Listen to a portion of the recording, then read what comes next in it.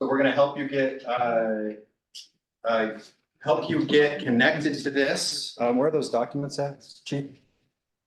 Okay, you I want just had them at the front door. okay. She was Did handing them everybody right. get one of those small documents? Okay.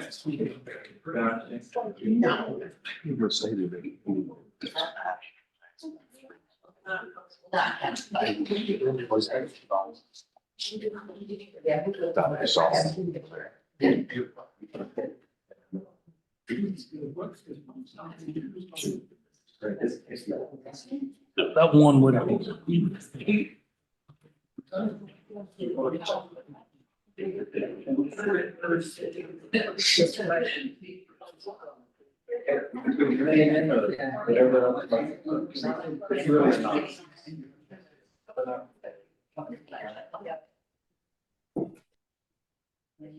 Josh? Yes, sir. And Andy, you guys wanna?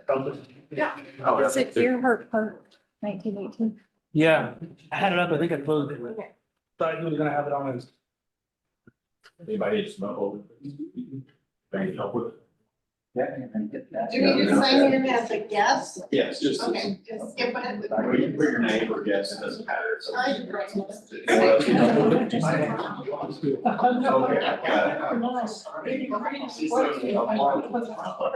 so what do you do?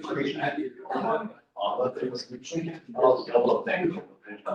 Oh, that's on.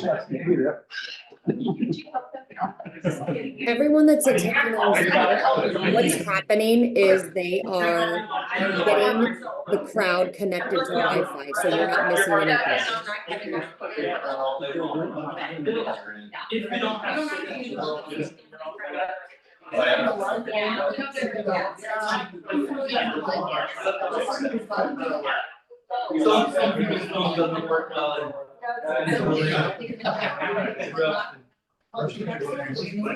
No, you can sign in again.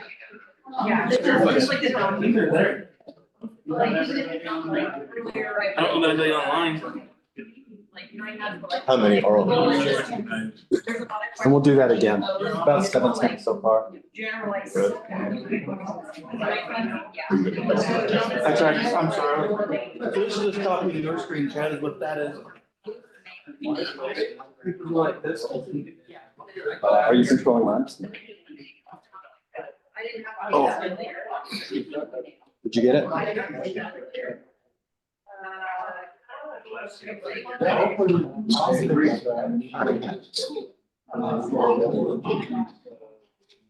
For those of you just joining us on Zoom, they are helping everyone inside the fire station get connected to Wi-Fi, so you haven't missed anything. They're just working through that first. Or just ask random. And I want to go up.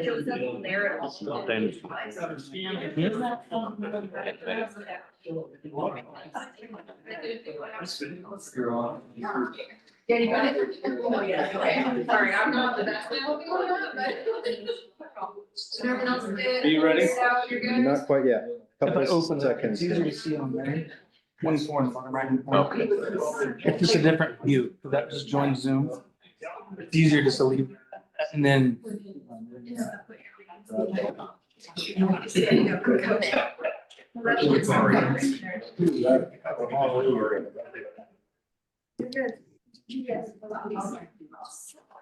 Did you guys get the paper? Do you have your phone with you? Do you want to vote? Sure. Thank you.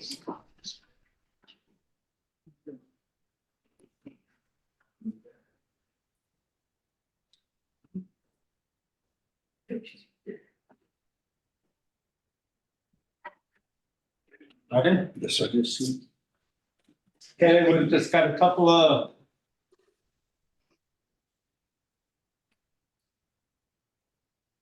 Joiners, and then welcome to the second town hall, exploring the need for a possible new public safety building. Thank you for coming out. I know it's a little cool, little stormy out there. To start off with, we're going to have. You're going to tag team with Dana. A little presentation by Counselor Gould. And after that, we'll have anything that the council wants to say before we move into trying out our voting. And you should be able to see our responses immediately on the screen. Your responses. All of our responses. Okay. Dana, are you ready?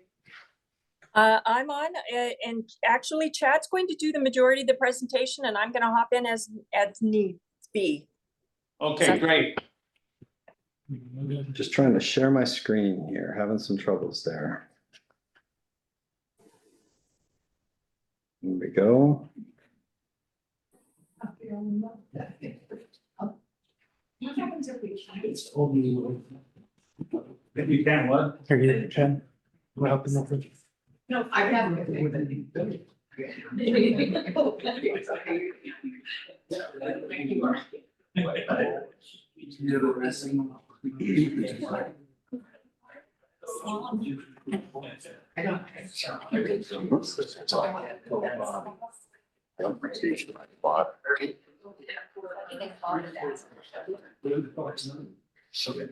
So curious. Okay, we're gonna have another opportunity to try to get online and to do some of this technology work here. It's kind of an interesting polling situation where we'll be able to collect some information, then over time, we can begin reporting on some of that. It's also instant feedback. So as soon as you see your responses, you're gonna see them up on the screen along with everybody else. And this polling situation will also include the people that are online. Yes. So for those of you that are online, you can get this QR code by going to thecityofgearhart.com. You can go to the blog and take a look at the latest blog posting that just went out again. And then we'll have it up on the screen here in just another minute. But in the meantime, we've been collecting some information and trying to put some of this situation down onto. It's like somebody's getting a call. It sounds like North County. Okay, so we'll turn that all the way down for Cameron. Thank you. So this is modernizing Gearhart's emergency services. It is definitely a community challenge, and we've been working on this for quite some time. The Gearhart Emergency Services overview. Our emergency services do include water, but primarily fire and police. And we do a lot of work with that around in here. The Gearhart Police and Volunteer Fire Department serve approximately 1,513 homes and structures, dwelling units, if you will. Within that, we have had quite a few calls over the last year. In the fire service, we've had over 700. What was the total? From last year, 744. 744 calls, which again, just to kind of give you some idea of what that was, back in 2000 or 1997, our call volume was just under 200 calls.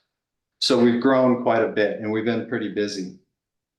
Located near the Pacific Coast and Highway 101, experiencing increased traffic in summer. I think we all see the ebbs and flows of Gearhart and how things have been getting busier and busier, especially those of you that have been trying to get out onto the highway. The Volunteer Fire Department supports Gearhart Rural Fire Protection District, contributing to 1/3 of its budget.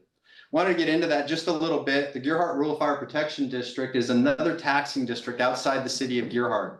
They tax everything from outside the city limits of Gearhart, starting at about East Pine Lane, all the way to the Golf and Country Club. And within that, those people pay taxes for fire service to the Gearhart Rural Fire Protection District. And the Gearhart Rural Fire Protection District in turn turns around and pays for about a third of the fire department's budget.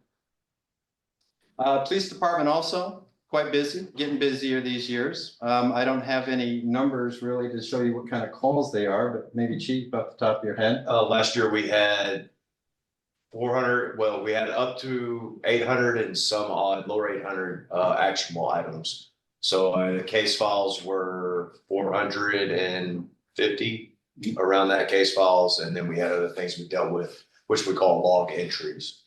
So we were quite busy. And how many officers? 2. We have the 3rd coming. Yes. Yeah, the training's going well. He's Yeah, doing a absolutely. fantastic job. So Jeremiah will be done with his training in about, He graduates the academy March 29th. okay. Yay. And for the Gearhart Volunteer Fire Department, you have a paid and volunteer, kind of a combination department. What are your ratios on that? So for last year, when we ran 744 calls, we had 2 full-time staff for half the year. The other half we were recruiting and advertising for position we have now. So we have staffing for 2 full-time and we have 28 volunteer firefighters. 28 volunteer fire department fighters, and that is pretty high actually for this community. I think that's one of the highest in the county, if not the highest amount of volunteers in the county. So it seems like after COVID, we have been getting more and more recruits to the point to where now Andy and Josh, Chief Andy and Chief Josh, are working on a recruit academy to begin training those folks, and the newer ones especially. And then also, I think that the city of Warrenton is going to participate with our recruit academy. The city of Astoria is going to, and Cannon Beach. So we're gonna do some regional training. We're gonna have some people here. We're gonna move around the county while we're doing that a little bit. No, we're gonna do it all out of our. Substation. The substation training grounds. And it's been interesting. I think that right now Warrenton's got like 10 new volunteers, which is incredible. We go from having not enough to starting to get a lot. So this recruit academy is going to be something that they're working very hard on. Challenges of aging structure, and you see a couple of pictures there. The city of Gearhart has not done a lot to update its infrastructure in regards to buildings in a lot of years. The police and fire departments operate from buildings that are over 50 years old. Kind of, yeah, I'm going to say unsuitable for modern operations. We've been making these buildings work really well for the time being. If you've been over in City Hall, you notice, I think all but a couple of the offices, all but one of the offices has 2, if not 3 people inside their office. We're pretty scrunched in there. That building was built back in 1972, and we'll talk a little bit more about that later. Actually, when it was first built in 1972, it had a overhang and a garage on the back. That was converted into the police department and the fire department a few years after 1972. The facilities lack modern safety, security features, hindering our department's efficiency and service quality. You see what we're dealing with the small fire department. We are, you know, when we built fire trucks, we built them custom so that they will fit into this, this building. But I think we've gotten our value out of this building pretty well, especially seeing as how considered it was built by volunteers back in 1958. The names of the volunteers that are on the front of this building. And there's some great old pictures of this building. When it was first constructed, there was 2 bays over on this side, and that was it. And it had a nice big Gearhart fire sign on it, and it looked like an old bowling alley sign. A couple of years later, if not about 8 or so, yeah, they built the additional 2. They immediately ran out of space, and during the call volume, they definitely needed more. So the volunteers again built on that second half. Previous attempts to rebuild through bond measures in 2006 and 2022 failed. Pat, can I interrupt for just a minute? My screen is not progressing with your PowerPoint. Is your PowerPoint moving forward? It says challenges of aging infrastructure still. There we go. Okay, my apologies. Thanks for checking. The previous attempts to rebuild through bond measures in 2006 and 2022, we're all familiar with 2022. That was a 14.5 million bond that they were looking at. It was north of the community, just outside up on higher ground. That was the direction that the council and we were heading then. In 2006, it was a different scenario. In 2006, they actually talked about replacing the station and rebuilding it right here in this location, and it failed. In 2006, the reason was there was multiple reasons I think that it failed.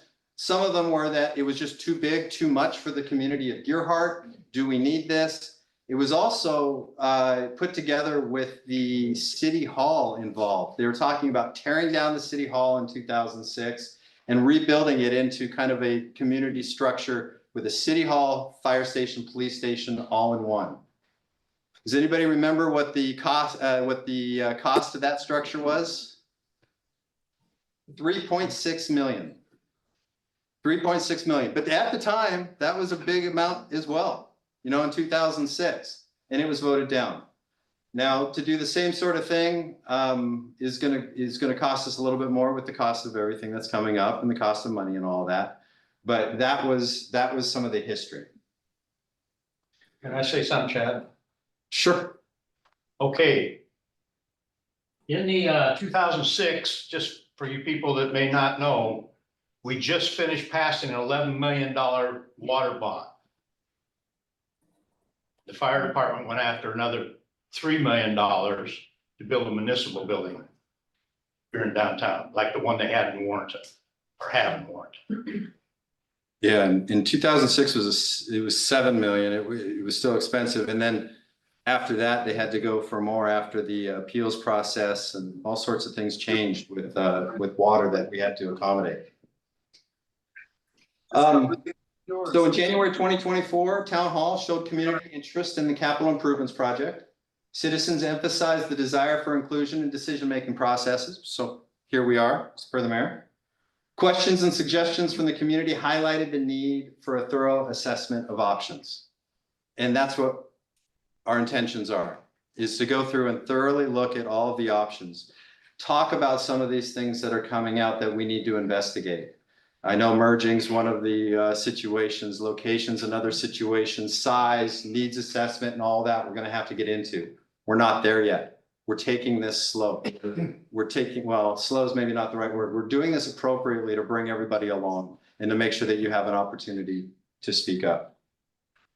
To talk about some of the basic police department needs that we have, a secure, modern facility to comply with EPA, OSHA, ADA, and the United States Department of Justice standards. There's a lot of standards in that. They do require us to be doing a lot of different things, and we're just not able to meet a lot of those standards with our current situation. There's going to be a point to where before we sign up for the poll, there's going to be an opportunity for us to get up and go over there and take a look at those offices. Also to wander around this building a little bit and ask questions. We'll probably spend 10 or 15 minutes doing that. It won't be very long. It'll give you an opportunity to see what we are working with. Challenges include lack of climate control, inadequate technology infrastructure, non-compliance with ADA standards, essential for staff efficiency, public safety, and reducing liability. Reducing liability, of course, is something that we're always very keen on. We try to stay out of trouble. Can I interject here, Chad, before we move on? Please. Go back to that last slide. So, you know, everybody knows that we have only 3 officers. We just discussed that. 3 officers is not even a full-time staff. Perhaps someday in the future, we will need to go to more officers. And I think that is going to be coming up sooner rather than later as the cities around us grow and as national trends continue to encroach on our area. One of the ways that we can maximize the 3 officers that we have is by improving the efficiency of the department. And one of the ways that we can address that is by making things easier for them to do, keeping them in the city whenever possible. And that was one of the things that we considered when we did this analysis of what they're doing and how they're doing, and are they doing what they're doing in the best way, with the goal being keep them in the city and make them spend as much time while they're on duty actually working for the community rather than wasting time trying to overcome operational issues. And I'm out. Back to you, Chad. Thank you. And again, this is just preliminary. When we get into the needs assessment, it's going to be a much deeper dive. Some of the characteristics of a modern police facility are listed here. I'm not going to go through all of them, but being accessible and hospitable to the public. Security, that's a huge issue these days. You know, everybody's dealing with it. And if you walked around our buildings, you've probably seen the level of security that we have. Space for interviews, space to bring people in that are otherwise incarcerated or picked up, arrested, brought in. We're basically bringing them into City Hall and trying to find a space to do that work. Lunch and coffee breaks, we don't have that kind of situation now. It'd be nice to have. Security for our evidence, security for the weapons, security for the things that we have that enables our police officers to do their jobs. Any others that you'd like to add that are top of the line? Sorry. You're good. Like, a lot of it's records and evidence. The proper way to keep the chain of custody of evidence is paramount. We don't have it. There's no space to work with what we need. It's a very tight space. So pretty well spelled out here. And you're gonna see that in just a little bit. Yeah, to jump in, I would say that calling those spaces office spaces is really being very kind. It's really a tiny little office that is not designed for 3 people to work out of, certainly not ergonomically. And then essentially a hallway that's working as a multi-purpose, not quite catch-all. So that's something to think about. And as far as lunch and coffee breaks, those are modern standards. We have one, but we'll get into a little bit more about how we reduce redundancy, and we don't need to create a lunch. And we're not asking for a lunch and coffee break for the police station and a lunch and coffee break for the fire department, and then a separate one for City Hall. We're asking, or we're considering, or what we believe needs to happen is that we reduce redundancy and combine all of our needs and have a one-stop shop for all of them. The nice thing about that facility is there's only a little bit of asbestos in there. There's not very much. We've got, it's just in the flooring, about 10 years, actually more like 13 years ago. A lot of the asbestos was removed out of that City Hall building. And we haven't, we've tested this building as well, and there wasn't any asbestos in there. It's mostly just in the kitchen tiles, and those are covered. And then also to hit on the temperature control in there. Something to know what folks across the nation are learning is that when some of the modern equipment that's coming in for police officers and some of the storage requirements require that you keep your equipment at a certain temperature. And I think this is true for the fire department as well. A lot of this very expensive equipment that they have, it doesn't like extreme weather changes. And also there's a lot of evidence that has to be kept at a regular temperature. Otherwise you end up having problems and it degrades and it becomes less, has less value to you as far as evidentiary value for testing and whatnot later. That's a real problem. And I know for sure in our little police station back there and in our fire station, in fact, so much so that I donated an air conditioner last year, a little portable air conditioner. But the problem is that the old electrical system over there isn't really up to continuing to work. That thing just blows circuits constantly. So that's not a real fix for the problem that they're having over there. And I can tell you, I'm from the South, I'm from Arkansas, it gets hot in there. And I've been at that building gets very, very hot. It actually blew my mind how hot it was this summer in there, so. Can I just add to that? So we just acquired a set of mannequins that through a grant that basically they're advanced life support mannequins, which gives paramedics, intermediates, all those people the ability to do advanced airways, all those kind of things. They're $35,000 mannequins. And they were actually taken away from other fire departments in the area and granted to us because they were not maintaining them, and they have to maintain a certain temperature. And you'll see them when you go to my office, they're all spread out on the floor because I haven't gotten to find a safe spot for them yet. So that's when we talk about needing climate control, that's why they're not in here. Okay. What does the Gearhart Police Station need? These are some of the other items that are on there. OSHA required locker rooms, insufficient security for evidence, no covered area for outdoor activities, ADA standards, ergonomic workstations. Well, we've been working on that. Actually, you've done a pretty good job of getting the workstations up to date. Much better now. Safe areas for firearms, training room, storage. We talked about a lot of these. Fire department needs. Fire department, this building has been doing a really good job for us for many years, 68, excuse me, 58, well, 1958, yeah, over 60 years.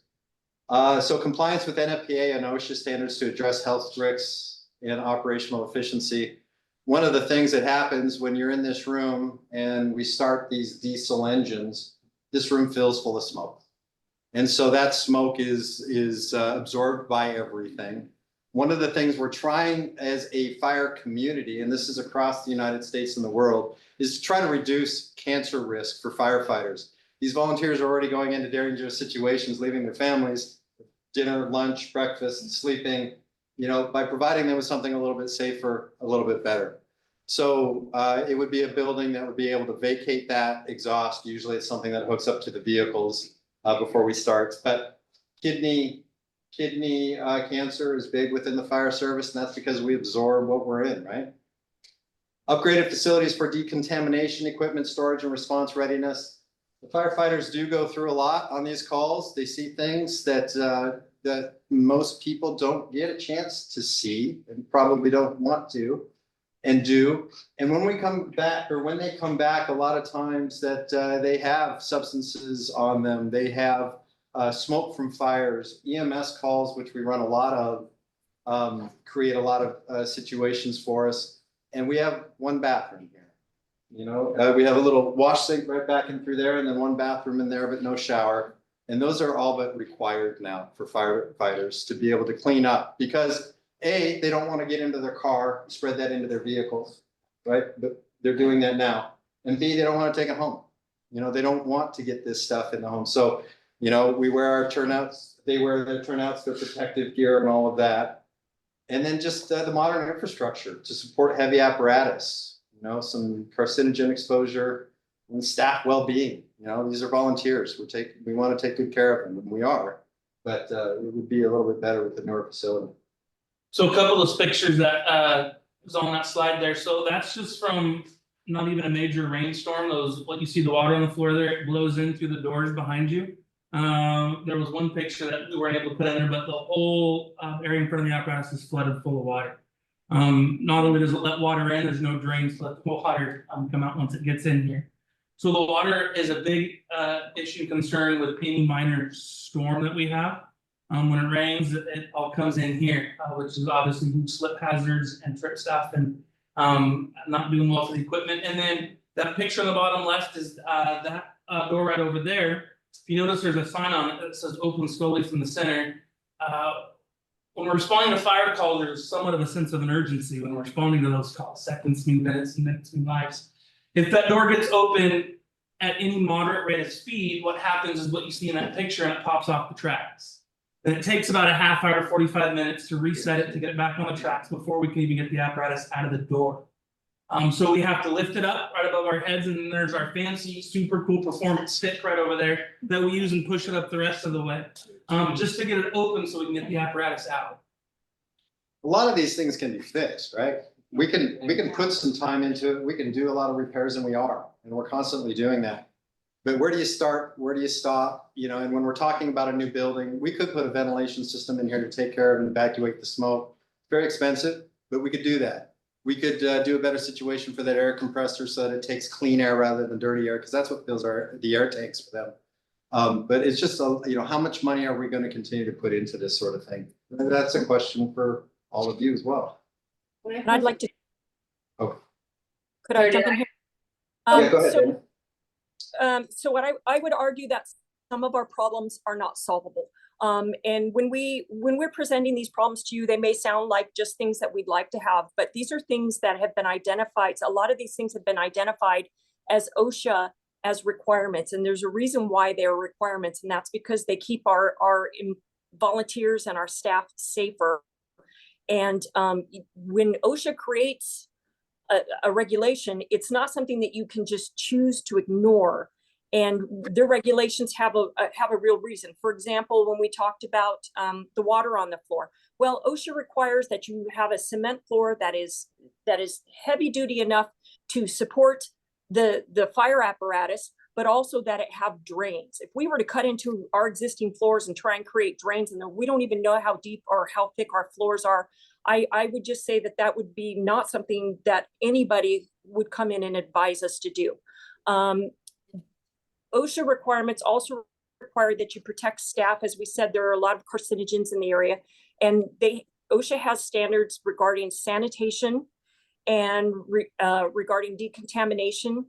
And they are very, very strict. And basically what they say is that you have to keep areas like the kitchen and the bathrooms and clean and changing areas strictly protected from your areas where you have exhaust.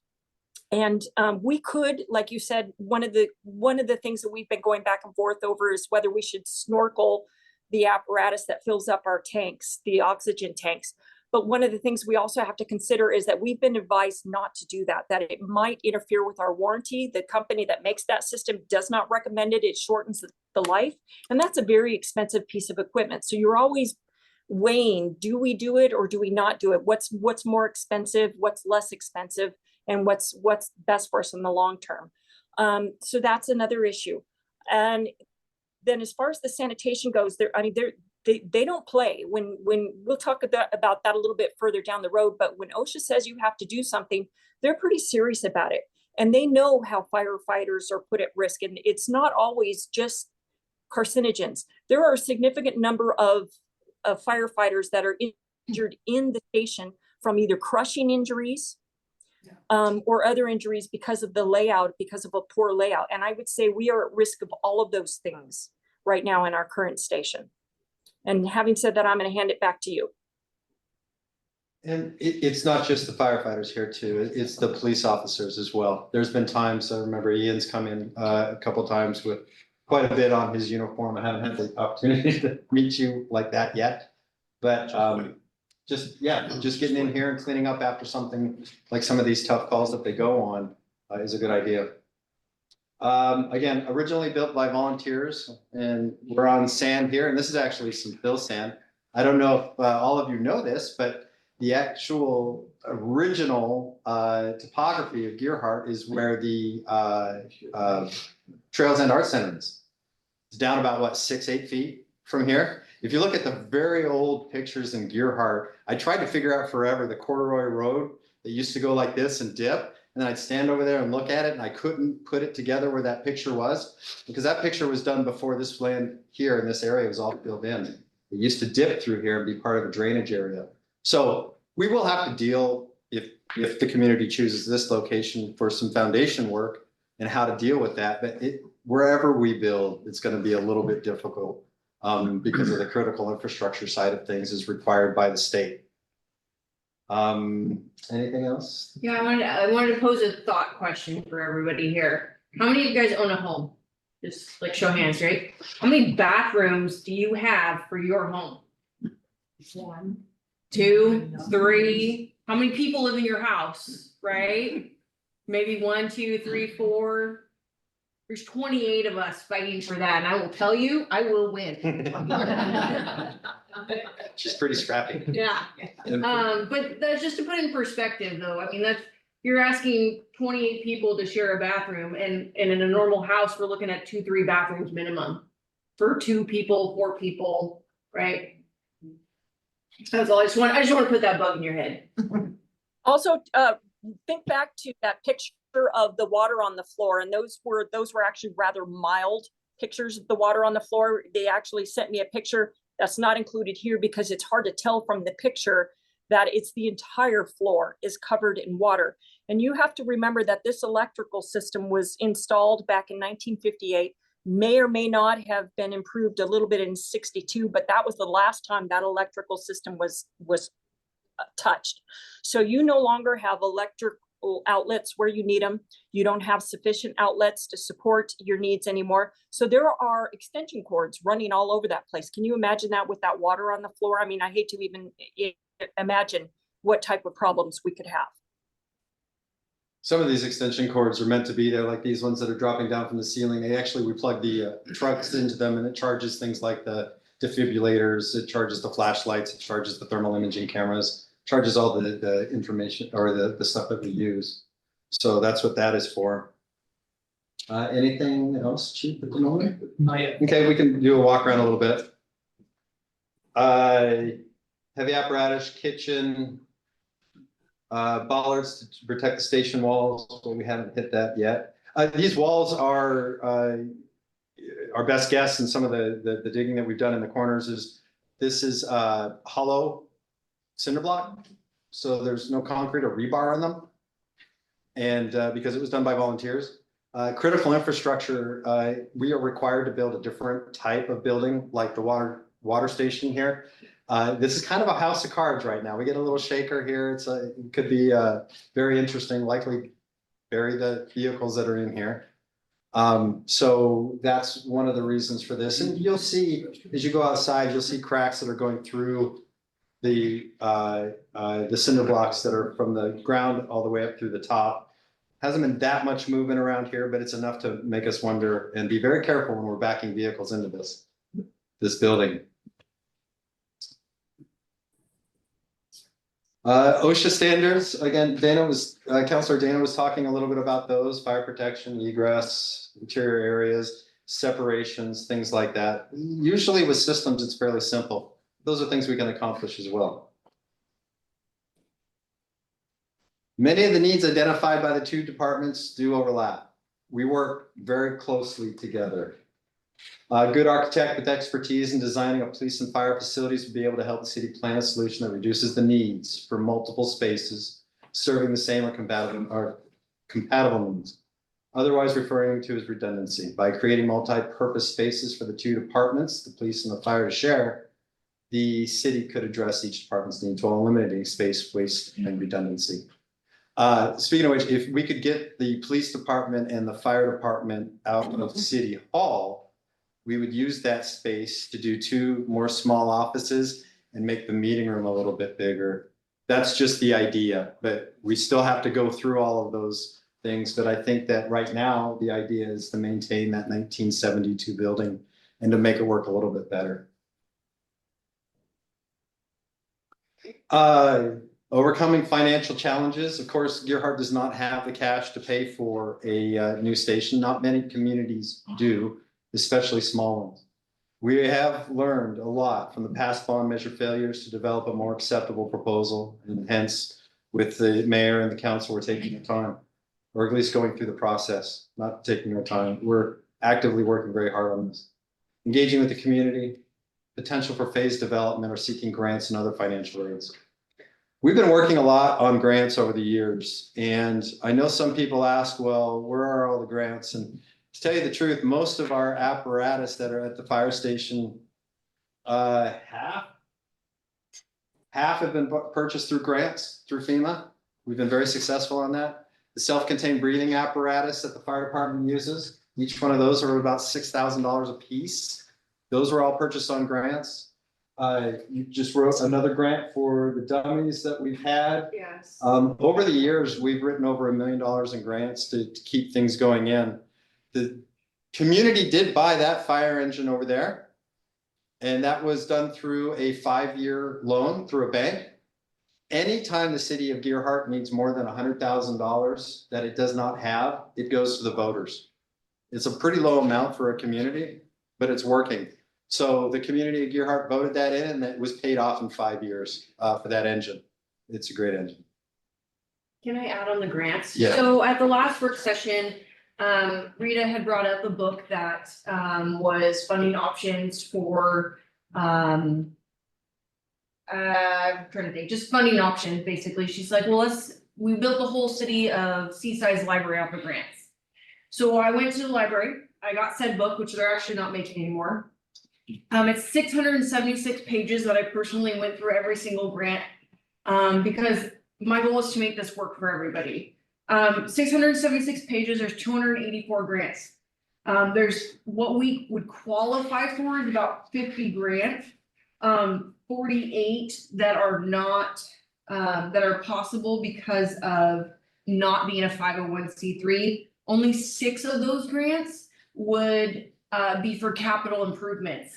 6. And if we were to get the max of all 6 of those grants, like I would have to literally be a full-time grant writer, get the max of those 6 grants, we're looking at $60,000 maybe out of that entire amount of grants. Now, on the other hand, if I was to go for equipment, personnel, operations, things like that, there's a lot more options. But most of these places want to see that you have the facility to function with. So we could, in theory, function better with or provide grants for things, like I said, like the personnel, the equipment, things like that, but it's just not possible, even with FEMA, to do infrastructure. That's the hard part. I did also go through FEMA's alternative funding sources, and there was only one for Oregon, it's ODOT, and they've already used their money for the year, and they also do not fund infrastructure. Again, we have like AFG grants, things like that. An AFG grant takes about 3 years. You have to apply for 3 years before they'll even consider your application. For equipment. For equipment, and then if you were to do a safer grant for personnel, you have to still pay for half. So there's a lot of factors that go into that, but I want you, we're not blind to the fact that we're asking for something from you guys, right? We are willing to give you as much as we can, but we need a little in return. And I know it's a little, but we can't do the infrastructure without you guys. So the next steps, conducting a comprehensive needs assessment with some professional expertise. We'll get into that, but really delve into call volumes, sizes, things that we need as a basic, for a basic fire station and that. Then develop a detailed plan addressing both immediate and long-term needs, and continue community engagement and transparency throughout the planning and implementation phases so that you're a part of those discussions. That's what I had to get started. Sir, that's all I've got for now. Chad, can I add just a little bit? Yes, please. Okay, so I wanted to address some of the things, some of the chatter that I've seen online on the local social media groups, and also some of the questions that I saw personally. What I was not part of the last fire bond issue. I was not part of government at that time, but some of the questions that I saw frequently come up. The first one was, why do we need a locker room? What does that mean? Why do we need a locker room? Well, again, we've talked a little bit about OSHA standards. OSHA standards 1910.120, for those of you who have a lot of time on your hands and like to look into these kinds of things. And also OSHA standard 1910.141 have to do with hazardous waste and emergency response and sanitation. And both of those require that you have a separate location or a location at the work site for employees who may be exposed to contaminants to go and decontaminate. It's specifically some of the letters that OSHA has written to other employers, specifically advise them against requiring their employees or their staff to get into their personal cars, possibly contaminating their personal cars, and drive to their own personal homes and contaminate their personal homes. They're not playing with that. They're very serious about that. And that is something that we owe it to the people that are serving our community to address. And that doesn't apply just to the fire department. That also can apply to the police department. As you can imagine, when you go to a car accident and airbags go off, or there's a fire, or bloodborne contaminants present, our police officers are also exposed to those things. And the last thing that we want them to have to do is go all the way home, leave our city uncovered while they're decontaminating and come back, even if OSHA were to allow that. So there are two reasons why we want to do that. Number one, we have to. It's not something that we can ignore when OSHA says you have to do it. But number two, it's good for our community because it will improve our response times and their availability to serve our community. Another thing that has come up, to piggyback on the grants, people are asking about grants.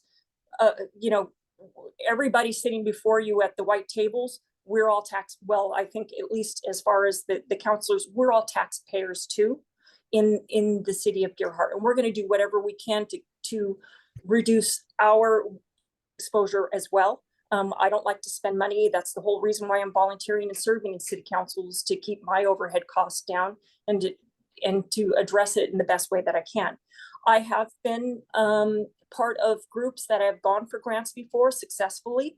What you typically find when you go through the grant processes, what they're looking for is community support. They're also looking for a well-founded plan, a plan that looks like it's viable and you know what you're doing, so that they're not wasting their money when they give it to you.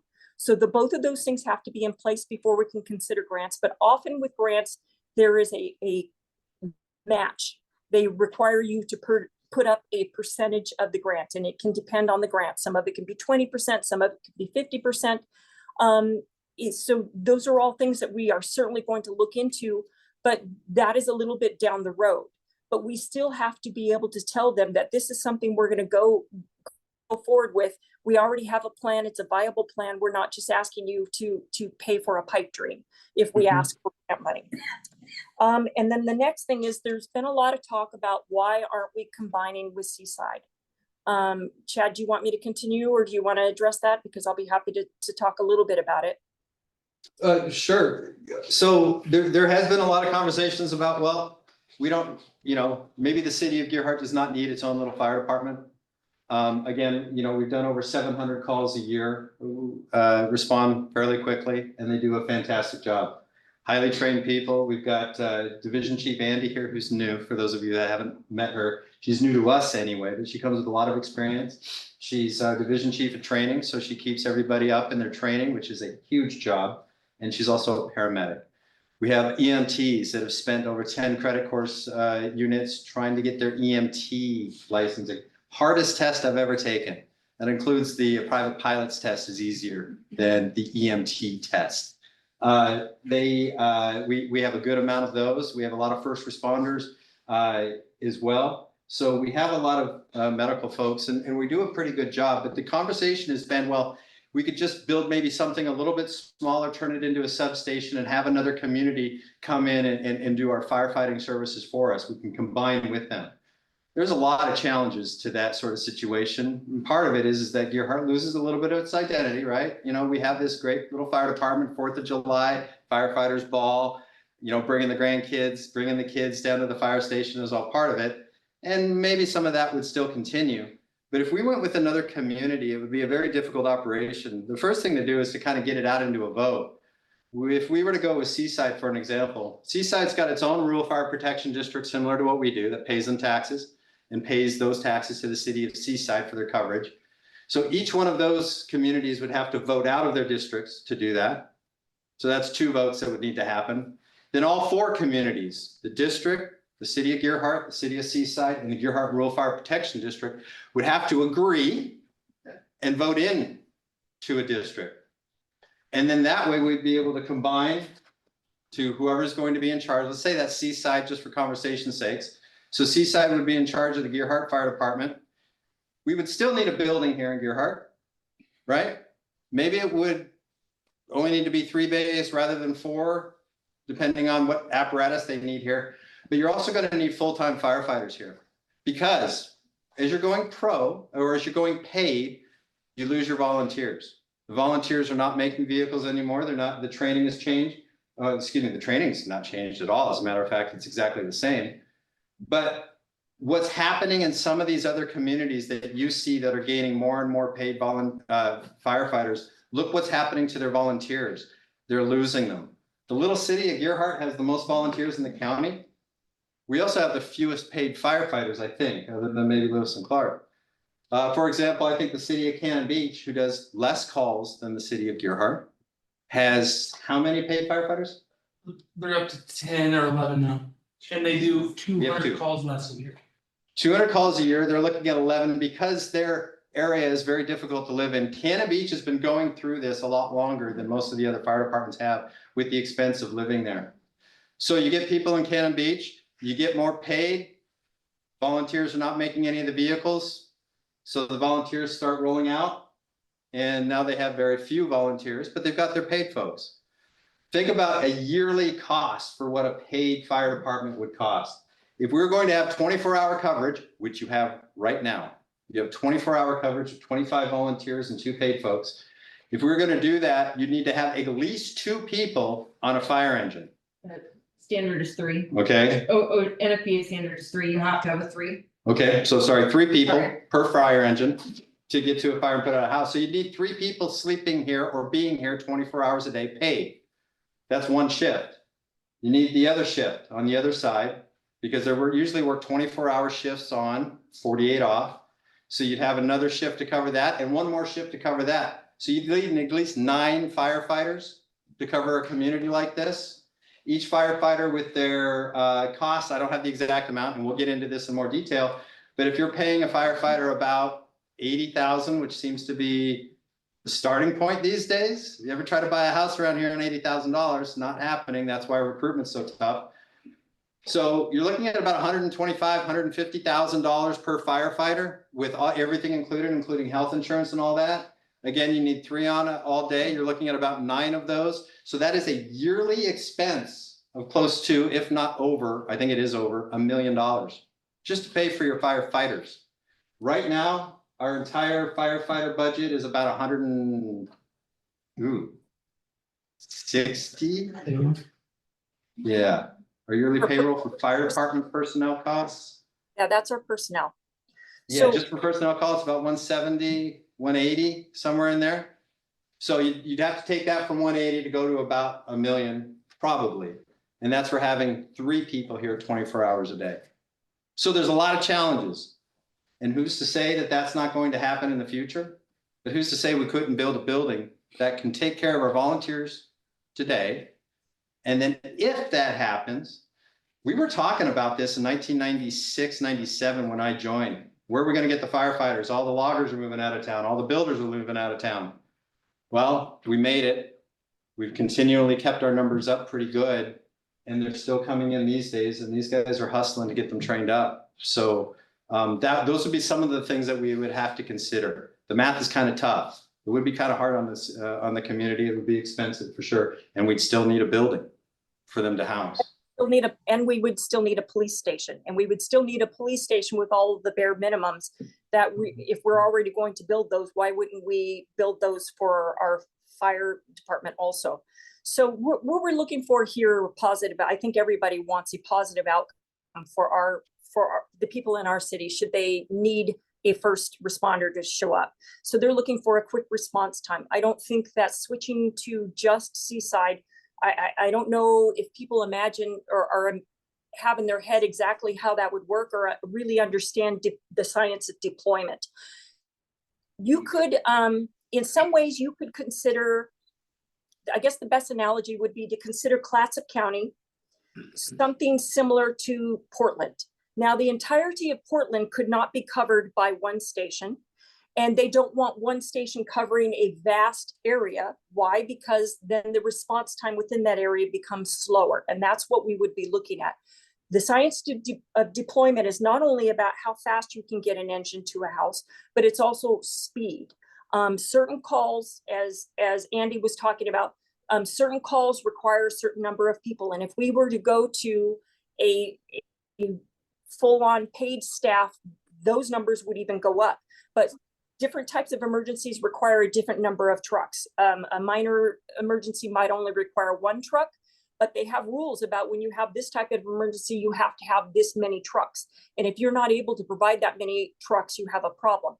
So when you take out one station, let's say if you were to go to Portland to take out one station and say that station is now going to be served by a station that's farther away, you're really messing with response times, you're messing with coverage. And that's not a good plan. We would also lose our equipment. That would be a problem. But and as Chad talked about, it would cost us a lot more. I mean, we need a fire station, we need a police station. We can save some of our money in those two by having an overlap that reduces redundancy. So we're not paying for 2 locker rooms, for 2 this and 2 that. We can combine a lot of that stuff to save money. But we can't do that if we're going to send our services or expect Seaside to provide our services. Then Seaside, well, number one, Seaside, we have to agree to that, which nobody I know or nobody I've spoken with, they don't sound like they're really thrilled about that. It sounds like they have enough on their hands and they still need us because we respond to a lot of their calls. That's the part that gets lost in that discussion.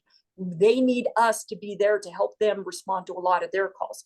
So we would still need that. And I think when people say, well, we'd just build a smaller substation, I don't think they really understand that a smaller substation still has to meet all of the modern requirements that OSHA requires and all of the other things that they have to do.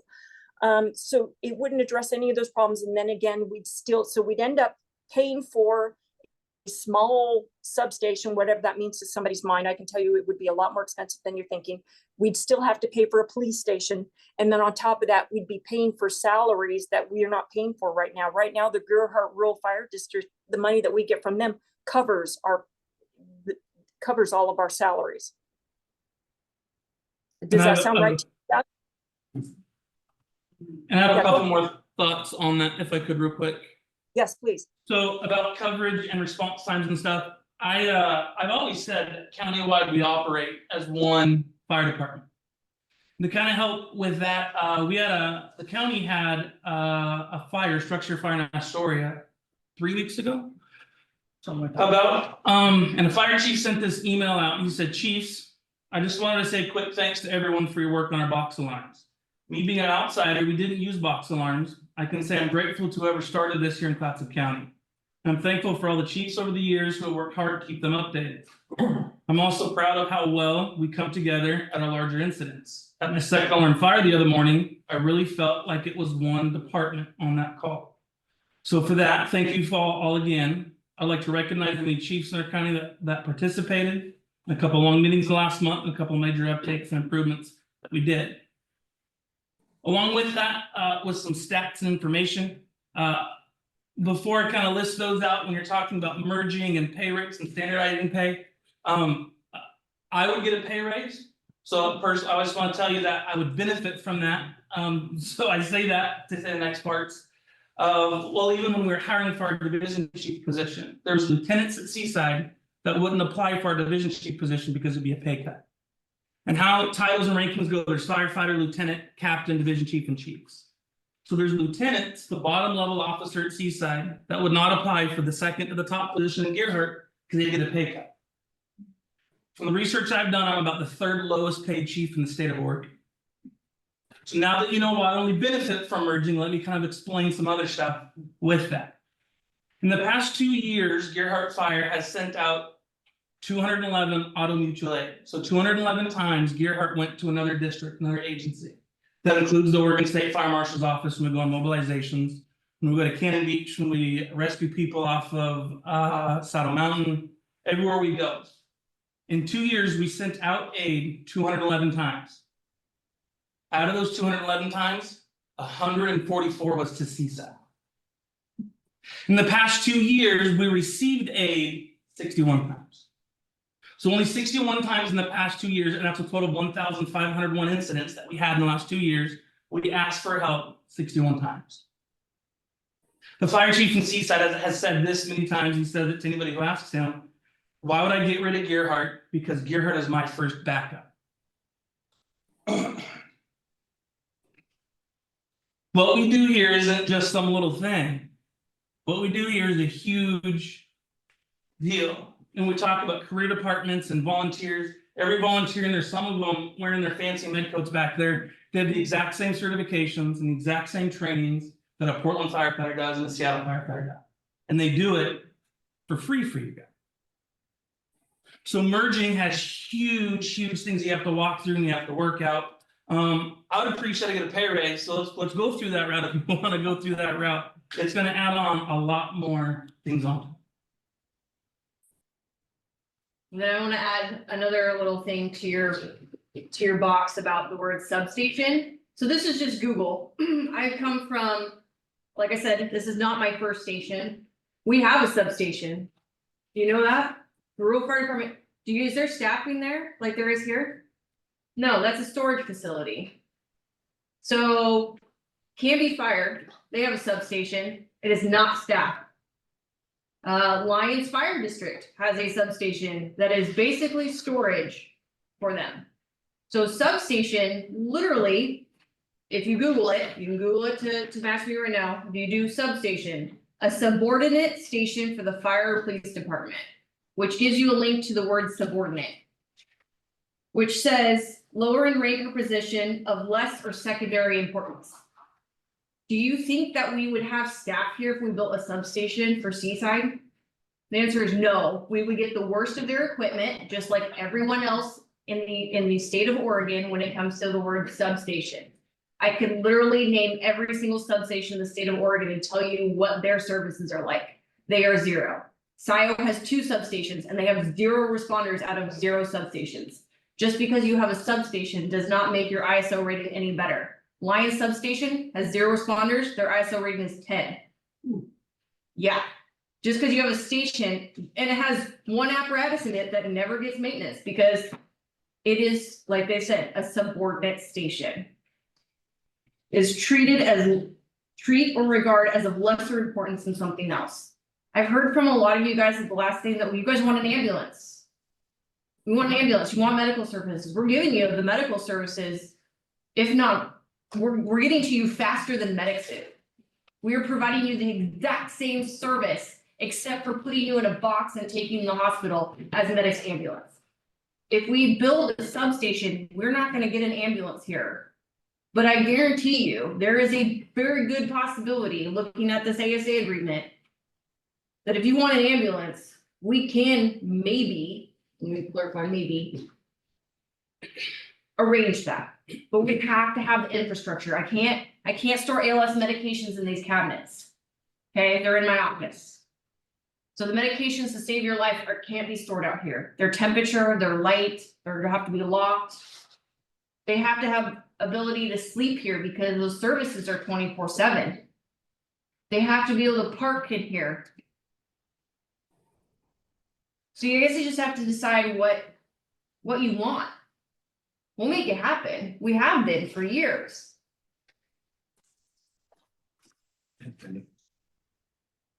Is that it? Dana, do you have anything else? No, I think that we've said more than enough. We're still working on the preliminary needs assessment. We're hoping to get it out either this week or next week. Unfortunately, I had a family emergency, which is why I'm zooming in from Southern California. And if you're wondering, it's raining here too. But we're gonna get out more information to the public to help them make decisions in the future. But what we really need right now, I think, is an understanding of, we're not asking for the Taj Mahal. We're not asking for something larger. We're just looking for a modern environment that will protect the city of Deerheart from liability, that will best serve our community, that will provide adequate safety and security concerns for our police department, that will protect our folks for the next 20 years. The buildings that we have, they've done very well up until now, but they are not going to serve us for the next 20 years. And we sooner or later, we're going to have to invest in it, I believe. And so what we need is the public to tell us how they want us to do that. Help us decide what to do going forward. Thank we're not you. ridiculous things, I don't think. Okay, I'm gonna move to another area. Councilor Sharon, would you like to say something? Mayor? You may, I think. Okay. While thinking about the firehouse issue, I realized that it had some similarities to situations I have encountered in my medical career. Of the 29 years I spent as a physician assistant, 18 of those were seeing patients in a dermatology practice. So I would like to put a skin scenario in front of you for consideration, because it has some of the same thought processes as we are experiencing in deciding where to go with our emergency services facilities. Say you notice a tiny bump on your face. For most of us, the usual reaction would be to watch it and hope it resolves, or at least doesn't get larger. After a month, it has grown slightly, so you decide to help it along by putting some acne medicine on it. Maybe you will try several products over 2 months' time. The treatments don't seem to be curing it, but it is still relatively small, less than the size of a pencil eraser. So the question is, do you get it checked by a professional? You might procrastinate for a variety of reasons, including your busy schedule and money you don't want to spend. Finally, you realize that it might be something worrisome, So you make an appointment to see a dermatology practitioner. They take a look at it and say, we need to act on this, so a biopsy is done. The results come back as skin cancer. Removal is scheduled. The possible outcomes are that it is the most common kind of skin cancer, and they got it all, and it was the same size as what was visible. Or that it was an uncommon skin cancer and larger than was thought. Or in some worst case scenarios, it had eaten into the muscle or bone or spread into the lymph system. So my questions to you are, where do you think we are in our decision making? Are the city emergency facilities in the presenting stage of this scenario? Or are we at the point where we consult the professional? Have we waited so long that a larger problem has been created, necessitating more treatment and money? Is waiting further going to serve us well as a community? What is your risk tolerance? What are you willing to see the community lose? I present this example and ask these questions in the hope that it might help guide you in deciding what is best for our city. Thank you for your attention and consideration. Thank you, Sharon. Rita, do you have anything you'd like to say? Not at this time. Preston, do you have something you'd like to say? Not at this time. Okay. Well, shall we move into the polling? Oh, sure. If you're all on poll EV, bring it up on your phone if you've got it. Here we go. Here we go, what? Sure, sure. Okay. Screen should look like this. You may need to refresh your phone. You may need to start over. If it's not working, you can go to your Google browser on your phone, Safari, whatever you use, and go to pollev.com/WS2. Anybody need any assistance? Seem to be working. Does it say it's waiting? Thumbs up? I'm getting most thumbs up. Okay. Okay, we give everybody online a minute or two. Says it's waiting for WS2 to start. So the questions will come up once I hit the next button, then your phone will show those questions. It'll also throw them up on the screen. Is anybody online having some major troubles? Okay. Ready to go, sir? Yes, sir. First question should come up, please, for. Tonight.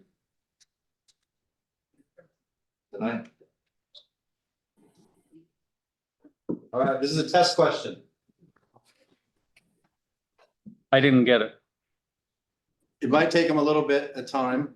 We need to refresh, sometimes pull down so you can refresh your web browser. Not quite that far, so go back up, all the way on there, and pull down from about there down. There you go. It seems to be working. Yeah, okay. Okay. Everybody pretty well got it? That's, I'm so pleased to see that response. We've been telling people in the, at the grade schools for the last, 15 years. It's lying to kids, but it's funny. It's like, why are our trucks green? Tell them they're faster than the red ones. They've been telling the Seaside folks that for a long time. Was a previous city administrator who was watching some special on the news one time, saw what they were doing in Europe and decided to have our trucks come in slime green, and They're more. we've learned to love it. All right, so it shows that 92% says Gearhart green, 8% says change to boring red like everyone else. That's a poorly worded question. All right, so the next question. Do you think the current fire station can fulfill the city's needs over the next 20 years? So this is going on, people that are online are able to do this? I'll wait for things to kind of stabilize a little bit and give some people an opportunity. Sharon, do you know how many people are online? Just give us my. 33. Okay. Looks like that's stabilized. Everybody good? All right, the next question. Do you think the current police station can fulfill the city's needs over the next 20 years? If your phone goes to sleep or something, if you just refresh your web, like you pull down from the top, you have a little circle thing, then it should catch yourself.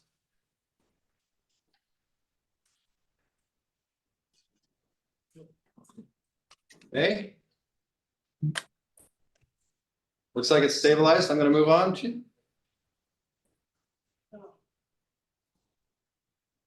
Still got a few changes coming on, so some people are still answering. All right, next question. Do you believe we need a new building for the fire department and police department?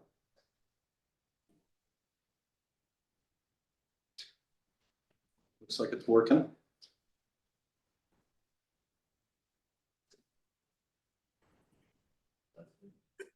Yeah, I think there's a way if you answer incorrectly, you can hit the trash can on the right-hand side and go again. Some of these questions will ask you to type in the answers as well. Okay, I think we've stabilized. Should the current fire station constructed from non-reinforced cinder blocks featuring only one small bathroom for all, lacking storage facilities without personal hazmat, be replaced with a new building? I think they're all loaded. Yeah, these came from the counselors and we decided to leave them all in and just ask the question 3 or 4 different ways here.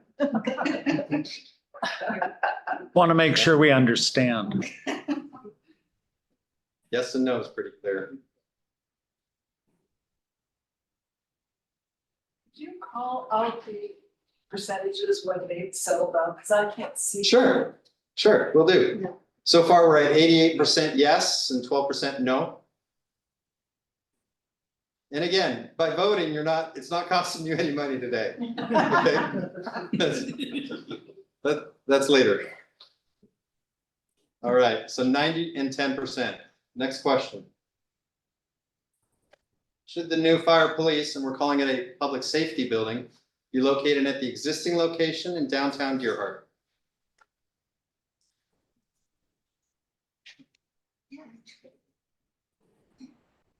So far, we're looking at about 73, 74% yes, 26% no.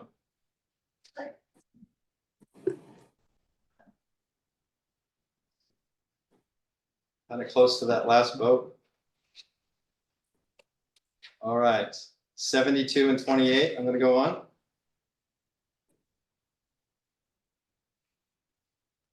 I'm going to try again.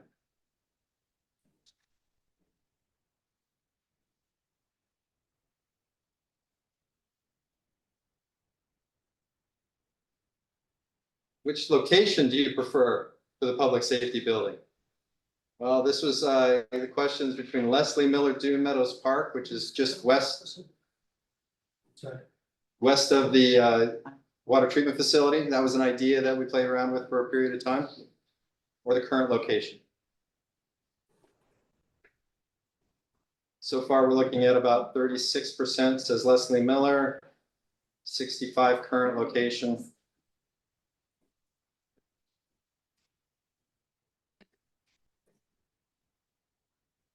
And it's good. Okay, I'm going to move on to the next one. All right, if you have another opinion, where should this facility be built? This is where you can type in your answer. If you've got another idea.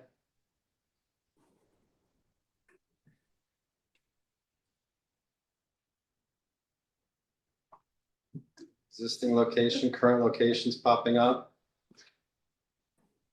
Join Seaside. Dunes Park.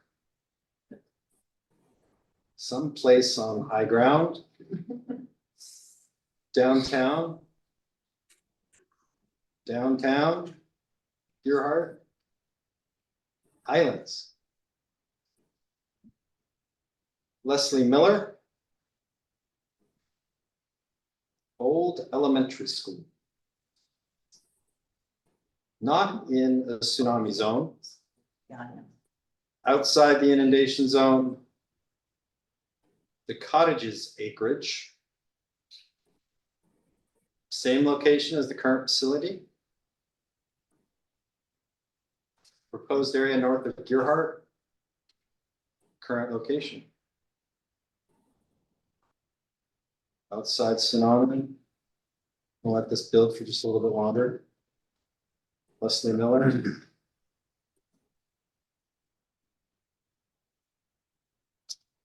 Old Gearhart School. By the old grade school, City Hall, Police, build fire station behind. Leslie Miller at downtown at Gearhart School.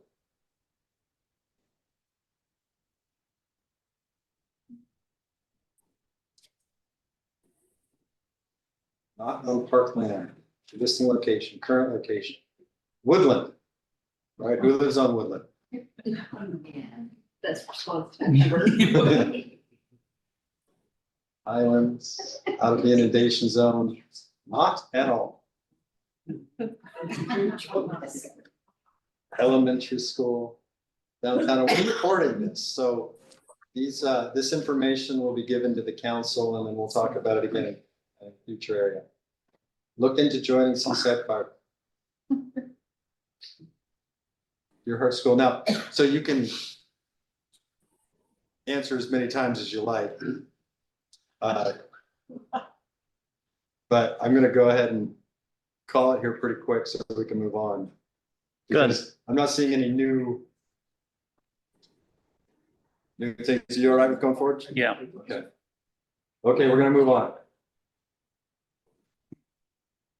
If you prefer the existing site, are you comfortable with the risk of all equipment being potentially ruined in a flood?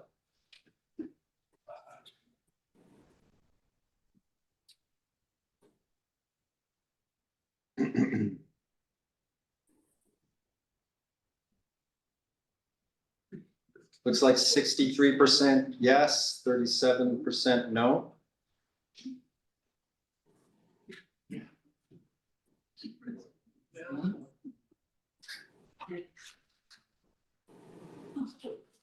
Okay, so 65-35. Go on to the next question. We're getting close. Will you vote for a public safety building if it's located anywhere else than the current location?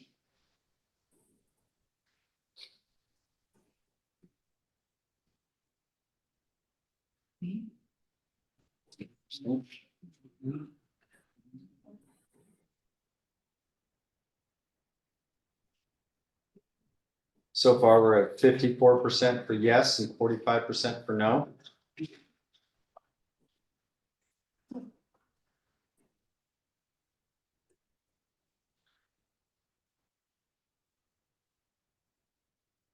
Okay, that's stabilizing. We're gonna call that a 60-40.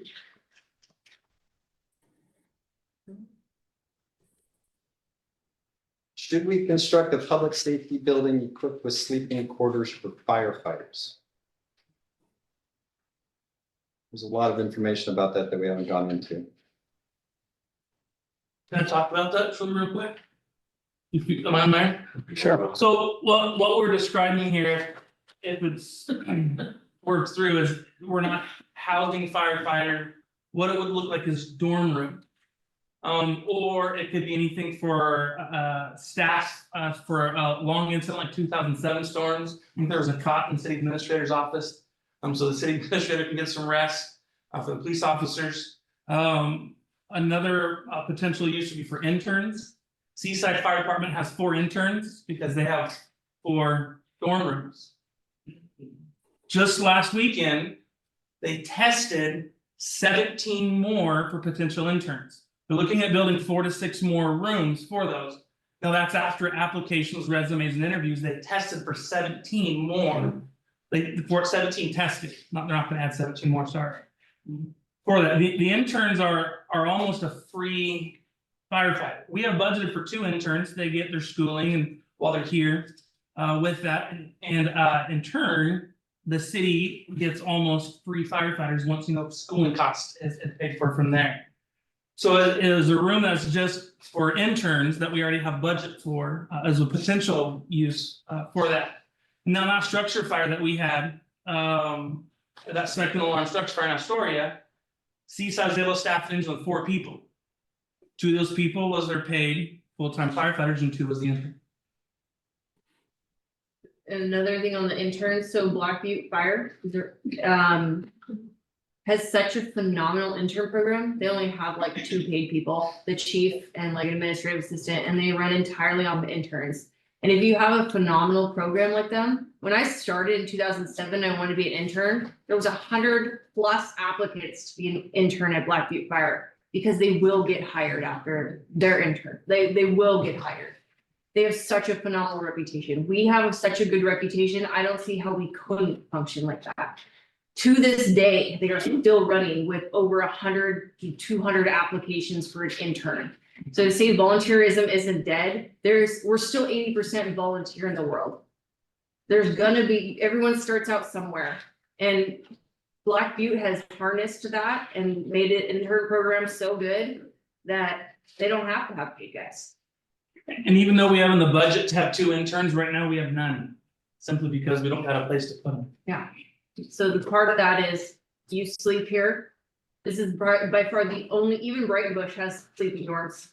And that's a fire brigade where I work. This is the only fire department I've ever worked at that doesn't have a place to sleep. And even then, even if you weren't to put interns in there, in 2020, when I fought the Beach Creek fire, there were so many of us, we would take turns in the rooms, but every single department had rooms to sleep in.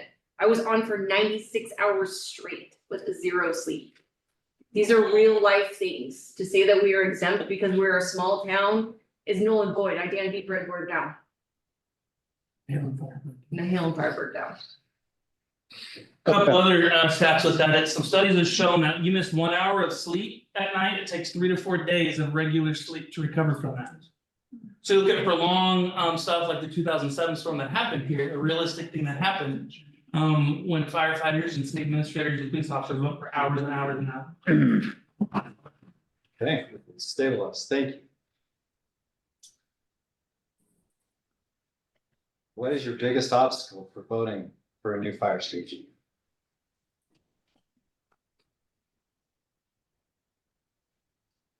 Cost.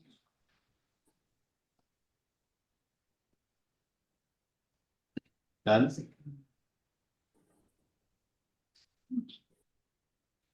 Price, cost, I think that's gonna be pretty consistent. Tax assessment.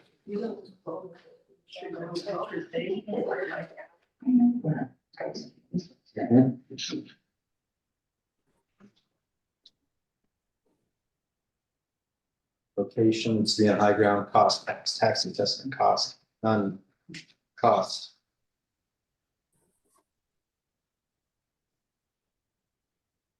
Let's see if you can get these in here. I think there's a way to set this up to where it keeps it open for a period of time too. Figure that out. Keeps it open and you can move to another question. Yeah, I think so. We should look into that. Yeah, learning some lessons. Nothing more to do. Money, cost, location, cost and size.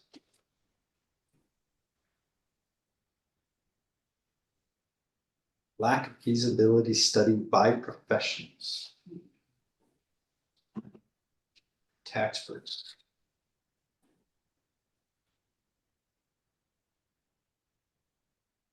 Okay. Presumed personal agendas. You'll locate away from the center of town. Cost, dollars, none. Okay, folks, couple more seconds and we're gonna move this one. It's in the inundation zone. Okay, Mayor, are you already? Yeah. Going on? Okay.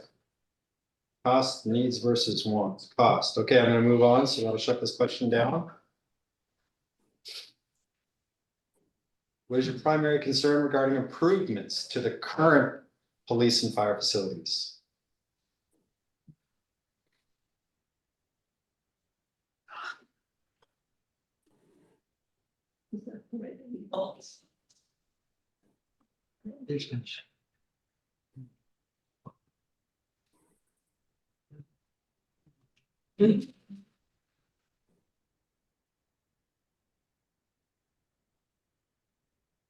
Okay, so far we're looking at 44%, 40% cost to bring the current code compliance.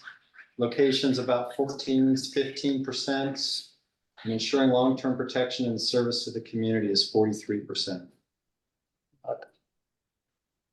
The answer to that question. I would It's like it's kind of lipstick up. stabilized as far as the percentages go. We'll go to the next question. You can't write it in. What changes need to be made to the fire station? Check all that apply.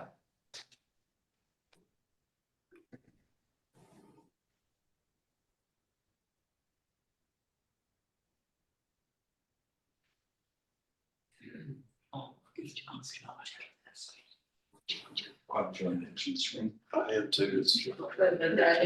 It's satisfying. So far, we're looking at about 17% make larger, make improvements is about 26%. Move to another location, about 9%. Make improvements to electrical, plumbing, temperature control and structural conditions, 26%. Make improvements to meet ADA standards, 22%. No changes are needed. We are at 1%.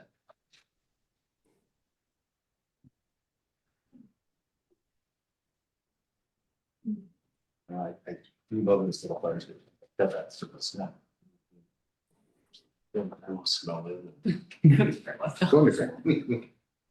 Okay, so that's starting to stabilize. I don't see any major changes. Gonna move on.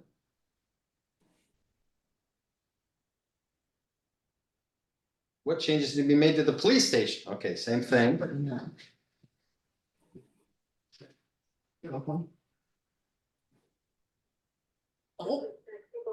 It wasn't me, I'm not voting. So far we got make larger 17%, make improvements 25%, move to another location 9%. Make improvements to electrical, plumbing, temperature, et cetera, 26%. Improvements to ADA standards 22%. And no changes needed, 2%. Okay, that's stabilizing.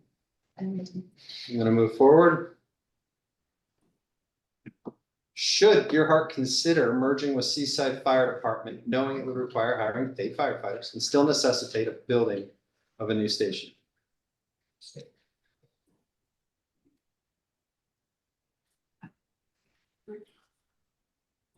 So far, we're at 25% yes, 76% no. I'll do the math on that later. It changed, don't you? It's changed, I'm in the middle saying it. I'm assuming it's accurate here. Okay, that's stabilized at 27% yes, 73% no. Next question. If the new public safety building is at current station's location, do you support purchasing the adjacent Pacific Power lot for a temporary building to house fire and public works equipment during construction? This one might take a little explaining.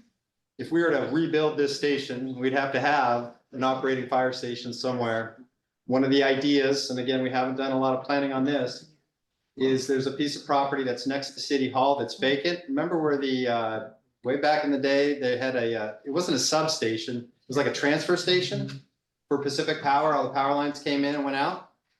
Well, that's been vacated. They're interested in selling it to us. We haven't talked price or cost. And then that would give us more room to do things to help construct this station, maybe move over there temporarily, and then afterwards to do something for the city. Maybe it's parking, maybe it's moving the brush bin, who knows? Lots of ideas. So far we're looking at yes, 80%, no, 20%.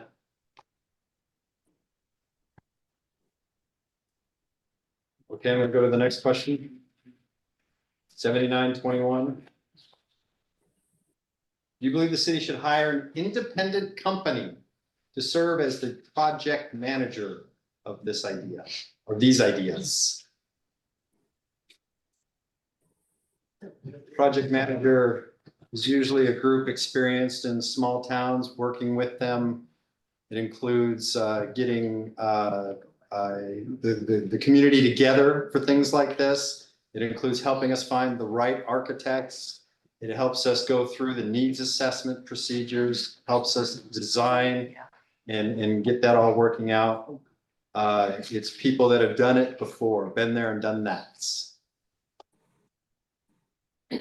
So we're looking at 88% yes, 12% no. 8713. Okay, I'm going to move that forward. Would a tour of the current station with firefighters assist you in making your decision? And that is also open to the police department as well. Police officers would be helpful in showing you around if you'd like.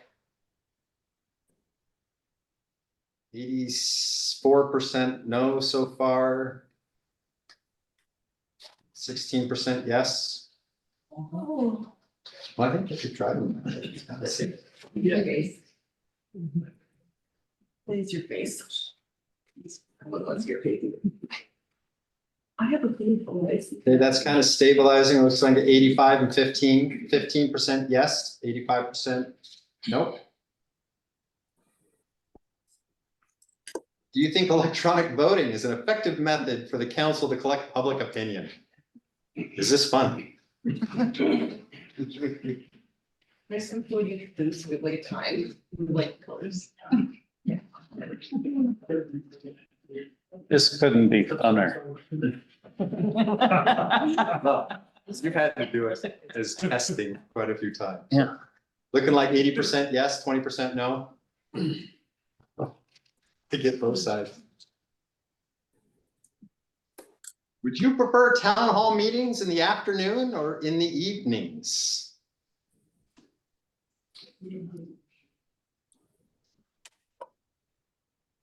Okay, so far we're looking at about 65, 35, 65 evenings, 35 afternoons.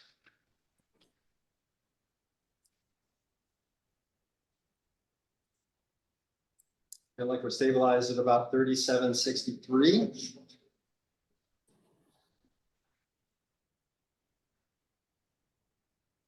That is the poll, 65-35.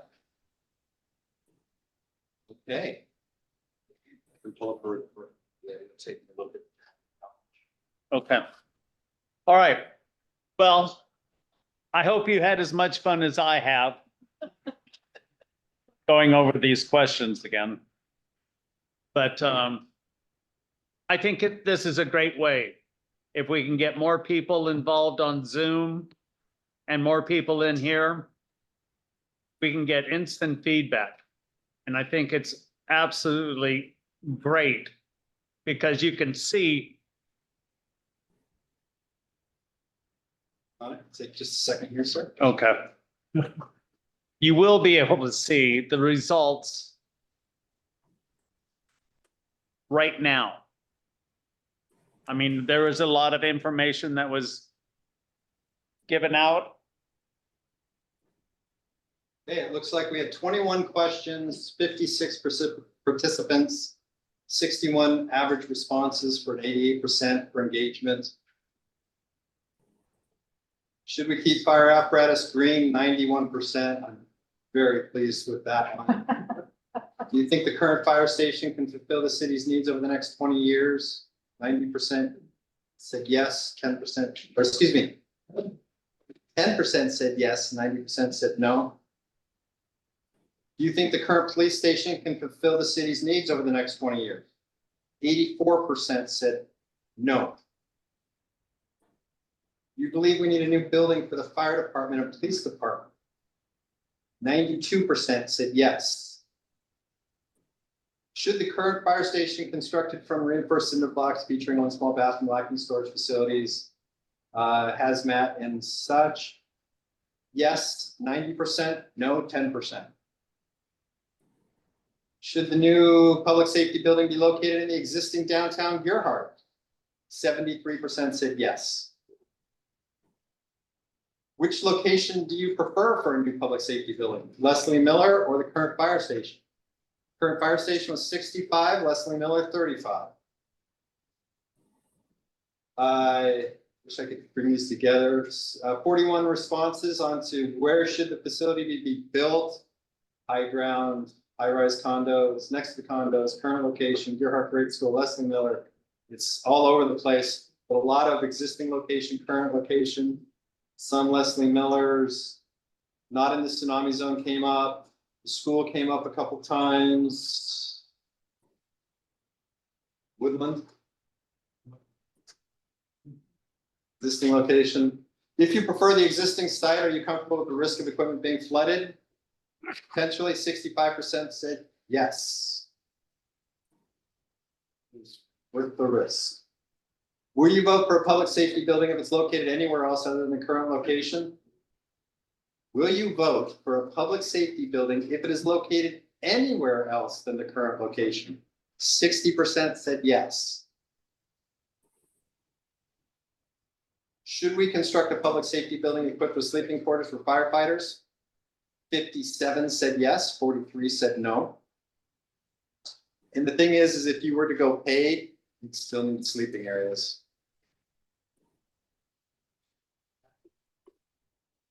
Let's see, what are the biggest obstacles? One of them is a ridiculous amount of money the city councilors, mayor, and city administrator wanted to spend. It's stupid to spend that kind of money for a small town, especially when we have eventually look at sewer for our town. Well, it's a lot to unpack, but got it? Too little use, tax burden, cost, inundation zone, location, dollars requested, cost, location, size. Location, cost, tax cost, price, none cost. What is your primary concern regarding improvements to fire station utilities? 45% are ensuring long-term protection and services to the community. 14% location. And then the cost to bring into code compliance was 41%. What changes need to be made to the fire station? Check all that apply. Well, that was all over the board. 15% larger. 27% make improvements to comply with OSHA, 8% move to another location, 28% improvements to electrical, 21% make improvements to meet ADA, and no changes are needed was 2 people at 1%. What changes need to be made at the police station? Check all that apply. A little bit of a different range, but similar. 2% said no changes are needed. Make improvements to ADA was 22, improvements to electrical 26. Another location, 8%. Make improvements to comply with OSHA, 26%, and make larger, 16%. Should Gerhart consider a merger with Seaside? Knowing that it would require hiring paid firefighters and still necessitate a building. 27% said yes, 73% said no. If the new public safety building is at the current location, do you support purchasing adjacent Pacific Power? 79% said yes, 21% said no. Do you believe the city should hire an independent company to serve as project manager? 87% said yes, 13% said no. Would a tour of the current fire station with firefighters assist you in making your decision? Yes is 17%, no is 83%. Do you think electronic voting is an effective method? 79% said yes, 21% said no. Which do you prefer for a town hall meeting? Looks like 65% were evenings, afternoon was 35%. And that was the question, sir. Thank you, Chad. Well. What do you think? Is this good or what?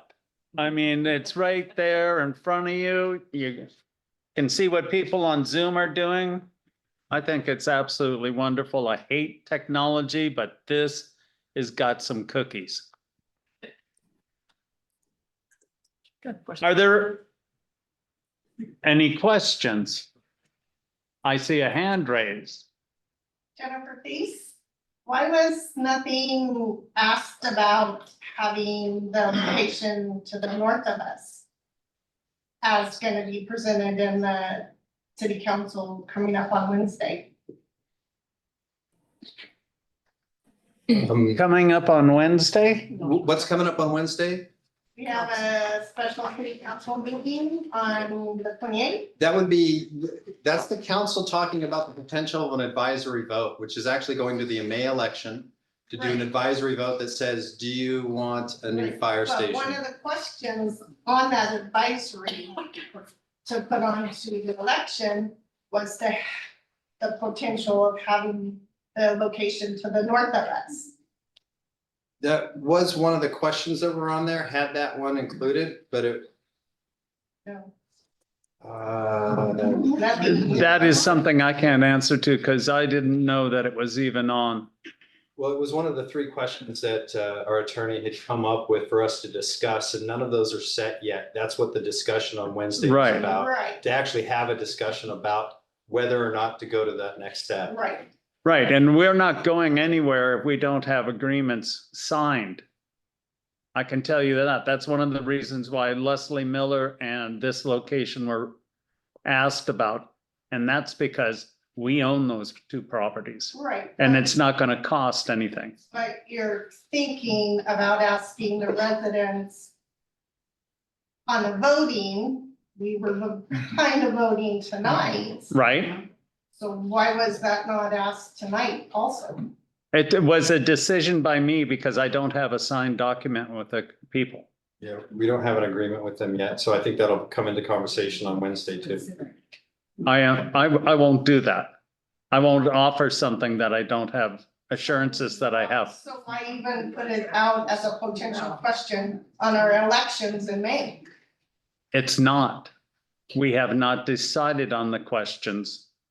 It may be a point of discussion, but if we don't have a signed agreement with them, But you're still considering, right? I would consider it. Okay, If they, That's what she's saying, it sounds like you are still considering maybe purchasing that or an agreement with the people. we're not buying anything. They're willing to give us property, but if it isn't a signed document, I'm not even going to discuss it. Because what I've got is firehouse burnout. Because there's been opportunities where something has been used, an offer has been said was available for a piece of property, and we never had an agreement. And I'm not wasting my time. I'm not going to do this again. This is why I'm having these town halls. That's why if it's not a signed document, we're not doing it. Anyway, that's my answer to you. It's in Wednesday, come to the council meeting. We'll see if we have a signed document by then. Because if we have one, then it'll be on the ballot. I mean, I have no problem if someone's going to give us property to put it on there. In the back, Yeah, I don't see how that makes sense. You know, it was voted down by 70%, I believe, is what I saw in the paper, that location. no. Why would it be talked about at all? No, it's not the location that was voted down. It was the cost of the station. It was never, Well, that's your interpretation, that's not mine. well, I don't think that's everybody. okay, well, I'm sure. That location was not acceptable to most of the voters. Right, and that's why, certainly Price was a part of it, I agree. well, I thought price was the biggest thing. But if it comes up on a advisory vote, there's no reason why we shouldn't put it out there if it's a free piece of property. Well, nothing's free, so. Well, yes, you're right. Nothing is free. Just, you're right. Nothing is free. What's the developer get out of the deal? He gets to build 30 more houses. Yeah, well, there's the answer to your question. There's three. 42. There's the free. Yeah. 30 more houses is not free. Well, you have to look at it for a city our size with no real commercial property, which is where cities make their money. We are facing a time in the near future, 10 or 15 years, where we're going to be out of money because property taxes will not keep up with the cost of the city doing business and the price of paying our employees. I mean, last year it was a COLA of 8%. 40 more houses in our tax base will give us a cushion. And that is what I'm willing to do. Because it makes sense in the long run for the city to be proactive in getting tax. Anyway, yes, ma'am. It sounds to me like it might be worth learning a little bit more where the emphasis is for is it the location that the north of town was a problem, or is it the cost? It might be worth getting a little more into Sure. that balance. Well, we got a way to find out what people think. And we're going to do that on the next town hall, because this is just the first of it. And the voting, I thought, went really well. It didn't take long. And, if that's a location that people don't want, we'll see at the advisory vote if it comes up, because it's not going to be on the advisory vote if we don't have an agreement. All right, Jack? There's a lot to unpack on the Highlands for sure. One thing that I'm a little confused about is that you call that developer contribution a donation. Where before, I thought we talked about a What? land swap. You're gonna exchange properties. And I believe your city attorney talked about the nuances of like-kind exchanges. He was talking about the urban growth boundary. That is not a land swap. That is a piece of drawn-in district, and all we're going to do is move it over here. I understand that. The question is still remains, is there a land swap? Is it in fact a donation where we don't have to give anything back from on the city side? My impression from Paulina Cochran, when I met with her, was in fact you were gonna exchange a no-build lots out there on the dunes area. Now. Yeah, it didn't have anything to I'm do not even with, sure, I'm not even sure based on what Deanna Mansell has discovered, that you even have ownership to swap anything. no, we don't own that property. It's zoning. So you'd be swapping zoning, R1 designated for a lower designated zoning. So there's no land being swapped. We're not trading anything with anybody, if that was the direction that the council wanted to go. It all has to do with what that property is zoned. I understand. And currently, so there is I'm just no trade suggesting there. maybe you clarify those kinds of issues and get them off the table if you want to pursue it. And I don't even- Well, we will get it off the table, because if we do anything, all we're going to do is expand our urban growth boundaries Okay, to bring that in to our urban growth zone. got it, got it. Okay, I have one other thing, if you bear with me. I have listened to Councilor Devereaux talk and make statements about the idea of Gerhart being a substation of C-Train. The implication there to me is it's a merger. What I would like to hear is from you folks, the mayor, the other councilors. What do you think of that idea? It's clear that Chad and Dana find that to be a very poor alternative.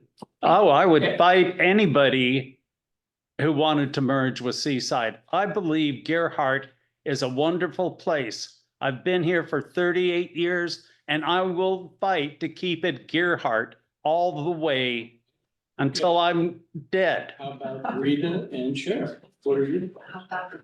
My thoughts are that I would like to have your remain autonomous and not merge with Seaside. We already cooperate with Seaside in every way. I think being not a substation, but our own little Gerhart fire station, I think that's best for the community as a whole. And Councilor Sharon? I would just have to ask. I mean, Seaside's growing, Gerhardt's growing. So my question would be, do we really want to depend on Seaside when they're gonna have their hands full as it already is, and we're already giving them more aid than they're giving us? You know that for a fact? Yeah, we keep Yeah, he just. That was a number that I gave you. Gave us That's what- numbers. And every month when I give the reports, that's what those numbers are from, actual. And you can go on our website and find the 2022 end of year report, I got which it. have those, and then in a couple of months, when we have a time, if we weren't preparing for tonight, we've been preparing for 2023 end of year. Since you brought that up, you know, it would be interesting on your logs or calls, that if you would maybe look at the Nehalem Fire District and Cannon Beach and how they report on their calls. For instance, it's a very clear thing how much, what percentage of their calls are good neighbor calls versus fire structures. That's also on that end of year report. Okay, We run historically, it'd be nice to see it on a, as you do your monthly, if you could just make that breakout, it would help all of us come to. so I would love to. Part of what we get into is everything takes time. And there's only so much of me, a division to go around, and even creating the reports that we have takes time. Yeah. And that's that separation, that pie chart's on the 2022 in the report. It'll be on the 2023 in the reports. We run every year I've looked at 48 to 52% medical. I'm sorry, I've missed. 48 to 52% medicals. Half of our calls are medical. When you say medical. Yes. Someone had a heart attack, someone stubbed their toe, someone's not feeling good. We go into somebody's house because there's an illness. I think it would be great that the population that isn't here tonight and those that are here tonight would understand that. Cause we do look at your call reports. Yeah, and on there's a category that says what the call type is. So I mean, you can look at it individually if it's medical or a fire or whatever. So they are individual. Okay. We're lazy. We wanna just bandits. I think that's something we definitely try. Right now, I'm trying to work on medics' timeframes and how long it's taking them to get here. So I'm gonna have to bear with us on Well, some of that. I'm not even suggesting you go to that effort. I'm just saying, look. No, it's important, it's for Well, for everything. you and for all of us, and Yeah. but I'm just saying, on those monthly call reports, if you can break it out and make a definitive statement of what you've done as on a percentage basis, so that when you do come back and ask us for money, that we intuitively, without question, understand what's going on. Thank you, Jack. And then one other thing, I am sure Dana and Chad are probably factually correct on all the reasons you don't want a substation. But they are, in fact, those statements are your opinion. So my question is, has anybody on the council in support of what Preston has tried to put forward, talked about establishing some type of exploratory committee where you would formally sit down with the representatives of Seaside and hammer through all the sensitivities? If it's, you want to retain your volunteers, you can do so. I don't see a commitment from the council to even explore that alternative, to bring back facts about what Seaside would want. And for all I know, Seaside would want the moon, and you wouldn't even consider it. Thank you, Jack. But That's enough, okay? I think the taxpayers should get that kind of commitment from you folks. Jack, I appreciate your comments, okay? Thank you. They're very kind.